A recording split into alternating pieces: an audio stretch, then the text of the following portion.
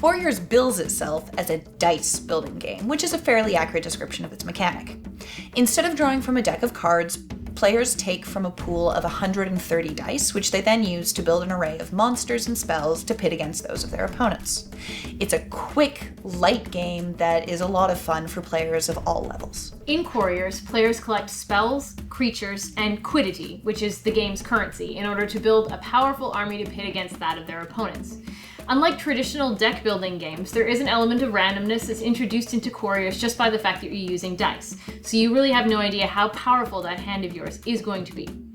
It plays well with 2 to 4 players, and game time 30 to 45 minutes. The goal of Quarriors is to be the first player to reach a set number of glory points, which you gather by defeating your opponent's monsters in battle. Players start the game with 12 basic dice, 8 of them give you quiddity, and 4 are assistants, which can provide quiddity, rerolls, or can act as low-level monsters. The rest of the playing area is taken up by what's called the Wilds, which is an array of 13 spell and monster description cards and their attached dice, which players then draw from for the remainder of the game. Players begin their turn by scoring any leftover creatures in their ready area, which means monsters that they have that have survived the last round of combat. They then move those creatures from their ready area to their used pile, and they draw 6 more dice out of their dice bag and roll those up. Any portal dice that they roll or re-roll faces on assistant die will allow them to re-roll dice they've already rolled or draw more dice from their dice bag. There are also spells and creatures to be summoned. Spells are free to summon and can be reactive in that you can react to something that another player is doing to you with a spell, or you can cast that spell specifically on a creature that you have. Now, creatures are summoned by paying the cost in quiddity equivalent to the creature's level, which is indicated in the upper left corner of its die face. All of a player's summoned creatures are then immediately pitted against what creatures their opponents have summoned in previous turns. An attacking player totals up the attack values of all of their summoned creatures, and these values are found in the upper right corner of the die face. A defender gets to choose which of their creatures will face the attack first. They compare that creature's defense value, which is in the lower right corner, to the attack total from their opponents.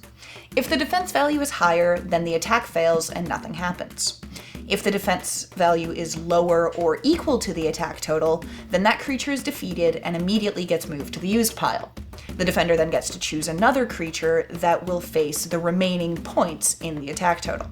This process continues until either the attack runs out of steam or the defender runs out of creatures to put to the defense. Once combat is over, the attacking player then gets to draw 1 new die from the Wilds, which gets put into their used pile. I really like Quarriors. I think it succeeds in doing exactly what it set out to do. It's a fast, light, fun opportunity for you to get together with a bunch of your friends and throw a whole bunch of dice around. That being said, its short length can actually be a little bit of a hindrance in that by the time you actually get a really good pool of dice with cool monsters and good spell combinations that can do some neat things, the game is nearly over or sometimes has already ended.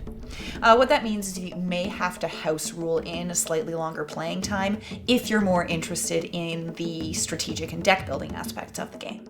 I'm not as big of a fan of Quarriors. I think that there's too much randomness in this game. Not only are you randomly drawing dice out of your bag, you're also rolling 6-sided dice. You have no idea what's going to end up on the table in front of you. That being said, however, if you do like this game and the mechanic works for you, the replay value is huge. The spells and the creatures that you lay out on the table at the beginning of the game are going to change the game entirely. So you'll end up with an entirely different flavor each time you play and different creatures to work with, which is always a benefit.